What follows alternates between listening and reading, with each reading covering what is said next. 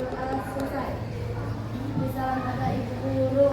Assalamualaikum warahmatullahi wabarakatuh.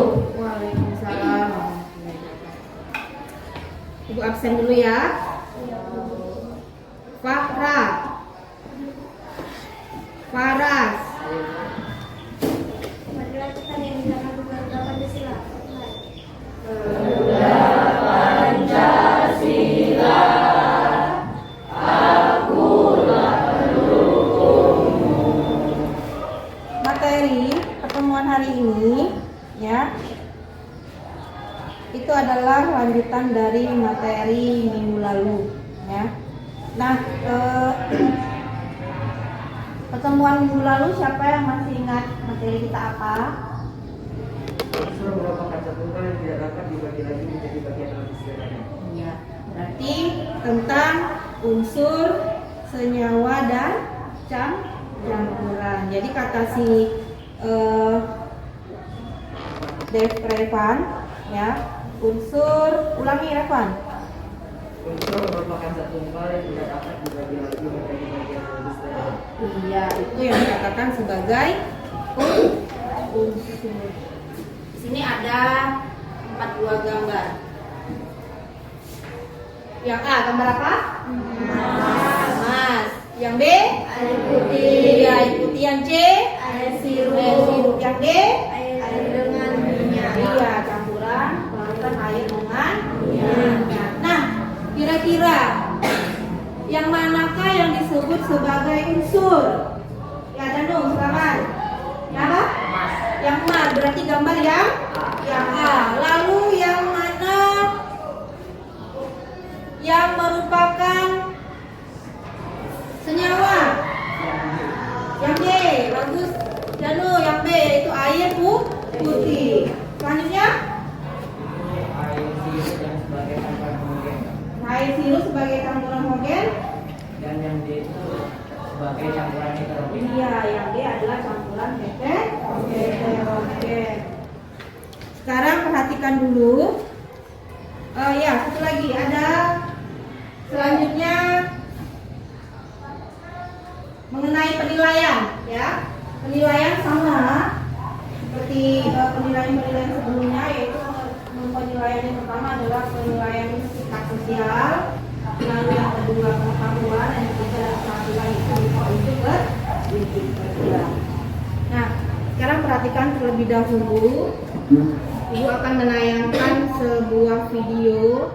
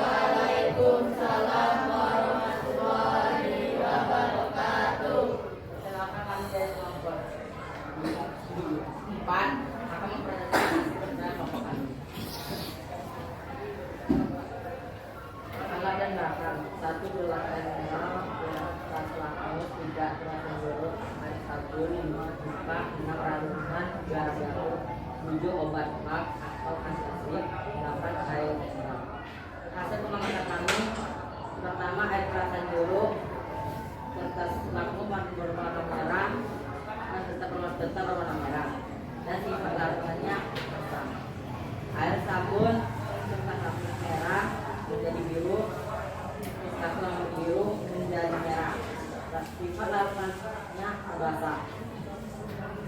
3 cuka.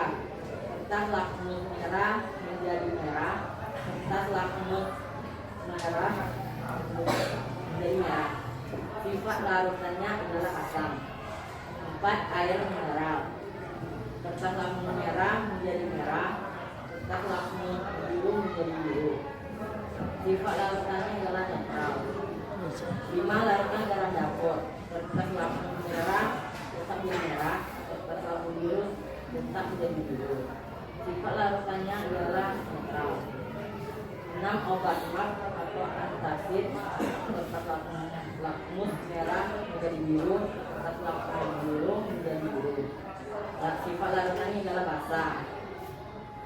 Jawab pertanyaan, apa jadi lakmus merah dan biru dicelupkan ke dalam racun jeruk dan cuka? Sebenarnya demikian. Kertas lakmus merah tetap menjadi merah dan kertas lakmus biru menjadi merah karena sifat larutan air, jeruk dan cuka asam. 2. Apa yang terjadi ketika lakmus merah dan biru dicelupkan ke dalam larutan air sabun dan obat mak? Antacid silakan dikembali. Kertas lakmus merah akan jadi biru dan kertas lakmus biru tetap menjadi biru karena sifat larutan basah. 3. Apa yang terjadi ketika kertas lakmus merah dan biru ke dalam larutan air mineral dan larutan garam? Jelaskan demikian. Kertas lakmus merah tetap menjadi merah dan kertas lakmus biru menjadi biru karena sifat larutan basah. 4. Mengapa ketika sakit mak terasa perih? Karena tingginya kadar pada lambung mengapa antacid bisa? Di sini ada materinya, ciri-cirinya. Yang pertama untuk asam itu adalah dapat menimbulkan korosi, rasanya asam, terus dapat mengubah kertas lakmus biru menjadi kertas lakmus merah. Ya. Lalu untuk basah itu adalah lakmus rasanya pahit, lakmus merah menjadi lakmus biru. Nah ini adalah contoh-contoh dari bahan yang tergolong ke dalam larutan basah. Lalu netral. Nah ini garam. Garam itu adalah tergolong larutan netral. Ya. Sifatnya adalah asam manis, asin atau hambar. Terus tidak mengubah lakmus. Jadi kalau tadi dalam praktek menggunakan lakmus merah dicelupkan ke dalam air garam, maka dia akan tetap menjadi merah, tetap jadi merah. Ya, sedangkan lakmus biru maka tetap warnanya di biru. Itu ciri-ciri dari larutan garam atau larutan yang netral. Nah ini contohnya. Nah ini dari hasil tabel tadi. Ya, air perasan jeruk, kertas lakmus merah akan berubah menjadi merah, biru menjadi merah. Maka sifat larutannya asam. Nah dari keenam bahan tadi, ya, yang kalian dapatkan ketika praktikum, tadi ada untuk air mineral, tadi di situ ada perdebatan sepertinya. Ya, air mineral merah menjadi merah, biru menjadi biru, harusnya seperti itu. Tapi tadi ada yang menemukan merah menjadi merah, biru menjadi merah. Jadi terkesan dia kandungannya asam. Dan sini nanti kalian bisa menggunakan kamus kalian bisa menentukan jenis air yang kalian minum selama ini itu mengandung asam atau basa atau netral. Sebaiknya yang kita gunakan adalah air yang netral. Karena tubuh kita ada asam yang ditemukan oleh lambung itu kan harusnya asam. Dan kalau ditambah lagi air yang asam itu apa yang dapat menimbulkan penyakitnya. Ya, itu menjadi sama dengan garam. Dia posisinya di sifat larutannya adalah netral. Ya. Nah, untuk antacid merah menjadi biru, biru menjadi biru basah. Sifat larutannya sehingga ya dari jawab pertanyaan tadi bisa kita simpulkan kenapa antacid bisa digunakan sebagai alat untuk mengurangi masalah pada sakit. Ya. Nah, kira-kira sampai sini ya. Jadi kesimpulan apa yang bisa kamu menyimpulkan? Ya, silakan. Untuk mengurangi rasa sakit bisa minum antacid. Iya, itu tadi dia. Ya. Jadi supaya rasa nyeri di lambung itu berkurang, bahkan kenapa asam lambung itu kan asam yang naik.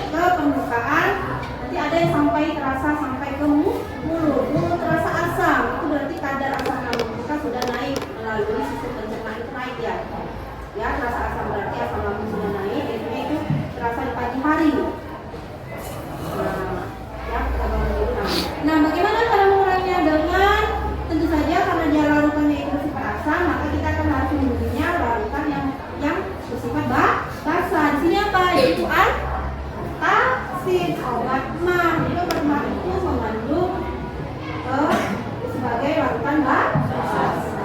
Siapa lagi? Bagaimana komentar kalian saat kalian setelah pembelajaran ini?